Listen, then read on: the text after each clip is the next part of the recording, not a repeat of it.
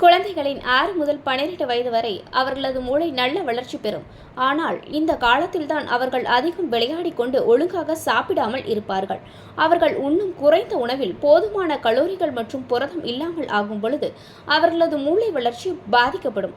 அதனால் இந்த இடைப்பட்ட வயதில் அவர்கள் உடல் ரீதியாகவும் மன ரீதியாகவும் நன்றாக வளர உதவும் 5 அத்தியாவசிய ஊட்டச்சத்துக்கள் நிறைந்த உணவுகளை இப்போது உங்களுக்கு சொல்கிறோம். ஒமேகா-3 கொழுப்பு அமிலங்கள் மேம்பட்ட நினைவாற்றல், கவனம் மற்றும் சிக்கலை தீர்க்கும் திறன் உள்ளிட்ட சிறந்த அறிவாற்றல் செயல்பாடுகளுடன் தொடர்புடையது. சால்மன், காணங்கொளுத்தி மற்றும் சூறை போன்ற கொழுப்பு நிறைந்த மீன்கள், ஆளி விதை, சூரியகாந்தி விதை, பூசணி விதைகள் மற்றும் அக்ரூட் பருப்புகள் ஆகியவை குழந்தையின் உணவில் சேர்ப்பது நல்லது. இரும்புச்சத்து அறிவாற்றல் வளர்ச்சிக்கு இன்றியமையாதது. ஏனெனில் இது குழந்தைகள் சுறுசுறுப்பாகவும் கவனம் செலுத்தவும் உதவுகிறது.